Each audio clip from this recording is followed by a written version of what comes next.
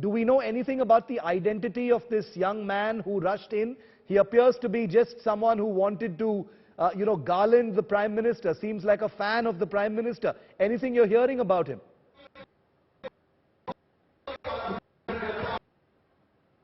Up his name. As of now, the police have detained him. They have taken him away, is what we are told. We are yet to verify is if he's a localite or if he was even other person, any other from district. We don't know if he's a Karyakarta.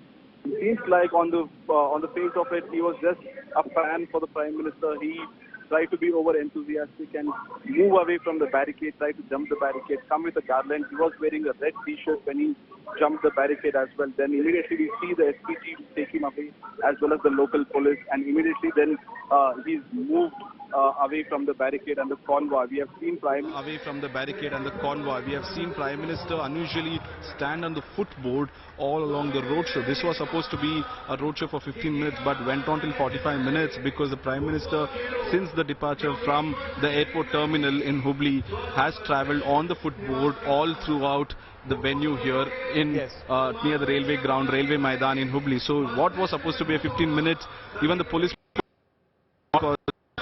convoy started moving, the SPG were moving along with him. They were walking a foot along with the Prime Minister. So what to be a 15-minute drive scenario? Picking up that around 2,900 police have been deployed across Hubballi. Stay with me for a second, Nagarjun. We're trying to correct that audio with me.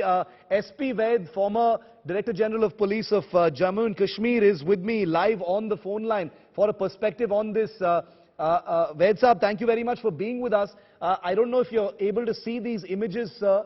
The Prime Minister's roadshow is happening. A young boy with a garland suddenly dashes onto the route and is quickly, hustled away from that route. Isn't this a security breach, sir? It is, as per SOP, yes, it is a security breach. No one without proper security clearance should be able to reach in the close circle of the Honorable Prime Minister.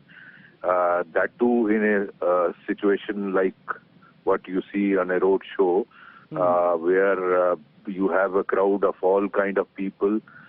Many of them are not even cleared by the security, and reaching in such an inner circle of the Prime Minister and handing over garland to him, it could be, God forbid, anybody. And what is the guarantee that that man is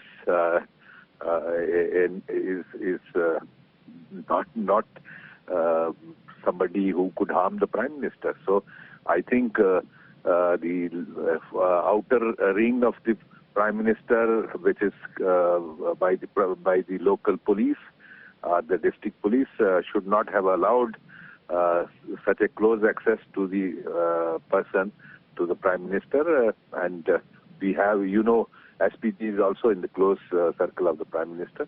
I don't know how this was allowed. This is definitely a security breach. What will happen now, sir? Will there be an investigation into this? After all, it's the Prime Minister, the SPG is involved. What kind of inquiry would take place when such a thing happens, sir? See, after the event is over, a review is taken, and all such things would be reviewed by the Prime Minister's security, and then it will be the state government will be asked to inquire into as to how did a stranger who was not cleared by security could manage to breach the security and reach in such a close proximity of the Prime Minister. And as a police officer, sir, how difficult is it, during political protocol where there are large crowds of this kind? Isn't it true that it is, it is difficult to ensure 100% sanitization, no matter how much pains are taken? It is. It is a very difficult job. Police job is dynamic, and situation is developing. Nothing can be 100% in police job. But yes, Prime Minister being one of the most certain person in the not only in this country, in the world, I think, we have to be very, very careful. While political leaders would like people to come closer, but then it is the responsibility of the security wings of all those who are involved in the Prime Minister's security to ensure that he is not harmed by any stranger. If you recall, the late Honorable Prime Minister Rajiv Gandhi, Yes. what did happen to him? There was this person a lady who was with the garland, and that is when the tragedy happened. Yes, absolutely. One final question, Vaid Sahab, is that, how long before such an event does the security protocol actually start by the Special Protection Group and the police? How does that coordination happen, sir? What exactly is done on the ground before the event happens?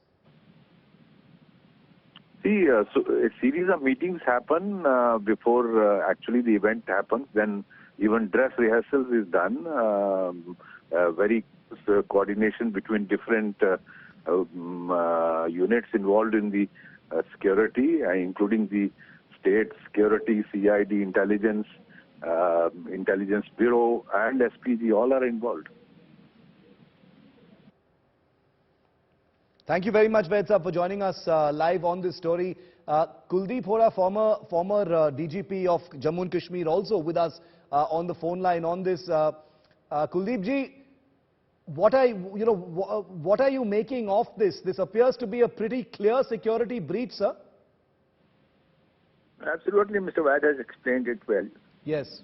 The SPG forms the close ring around the Prime Minister. The Blue Book lays down clearly the parameters to be observed during the security of the Prime Minister. And this boy reaching the Prime Minister and handing over a garland is of course a breach, but at the same time the role of the state police needs to be analyzed, because this boy obviously has come over the barricade, and it appears that the barricade was not properly guarded to ensure that nobody is able to overcome this. So obviously this needs to be investigated, because in case of Rajiv Gandhi also, dry run had taken place several times. Yes. And after that dry run, when they observed that the loopholes in the security being observed for him, the terrorists were able to breach that security and target him. Yes. In which unfortunately he got killed. So these are the things which sometimes the terrorists also deploy, sending a youngster or sending a woman to test and see how alert the security is. And after that they exploit it for their intended malafide designs.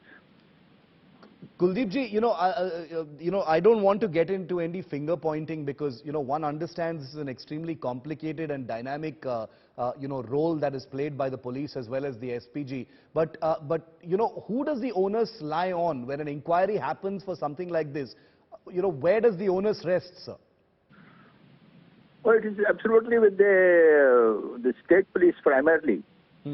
The SPG is there for the ring round only. Yes. And obviously he was the boy was stopped by the SPG, but he had already breached the outer security, which is primarily the responsibility of the local police. Yes.